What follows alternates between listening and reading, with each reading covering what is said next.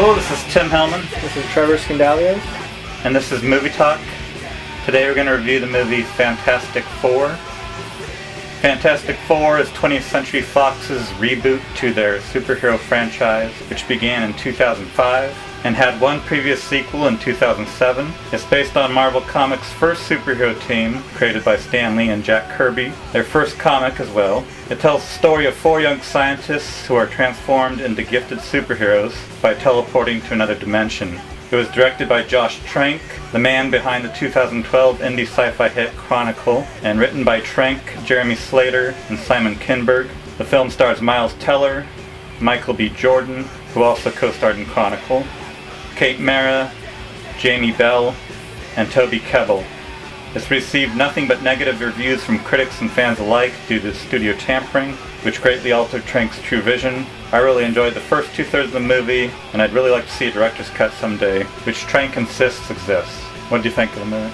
Except for the final scene of dialogue, I didn't think it was as horrible as it was made out to be. I thought it was more just kind of mediocre and pointless. I thought it was kind of a different take on the superhero genre. Yeah, some parts interesting to me. Yeah, some parts I really liked. First hour or so, I thought was cool. It was a lot of good character development. Yeah, kind of a cool origin story. Kind of seemed like an indie director's take on the superhero genre, which definitely different than like the stuff that Marvel Studios is putting out. So. Yeah, that part wasn't I horrible. thought it was really promising, but then it just like turned into a completely different movie.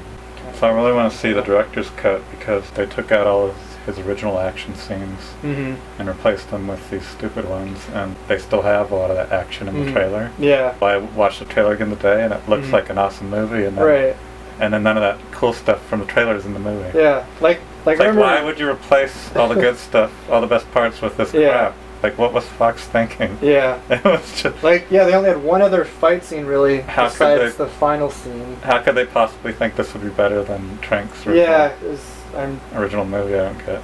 Well, like, there was the one action scene... What mindless idiots made these executive decisions? Yeah, well, it's just, they're just like...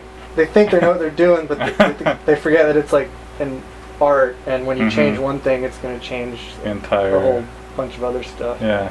And another thing about it is they had to rush to get it out because if they didn't, they would have lost the rights to Marvel Studios. Yeah, the movie kind of felt like that. It would have been a big embarrassment to have Marvel Studios take over another franchise and have it be really successful. Yeah, the movie kind of felt like they were just making it because they had to. So but not the beginning. It seemed like Trank had a vision that he was and then but he just wasn't given the resources he needed. And I heard, they had this agreed upon movie that Fox just all of a sudden changed. Yeah. It's like, how's an artist supposed to work when everything suddenly changed on him at the last minute? Yeah. And they're smearing his name by saying he has all these mental issues. I think when you're dealing with that much and I mean, stress, he's proven himself to be a good director. I know. Chronicle was a pretty cool movie. With that much stress and that much studio corruption of your work, that would make someone go crazy. And all great artists are crazy. Yeah, I mean, directors are notoriously a little eccentric. All artists are crazy. I mean, not for the all, most part, the best ones are.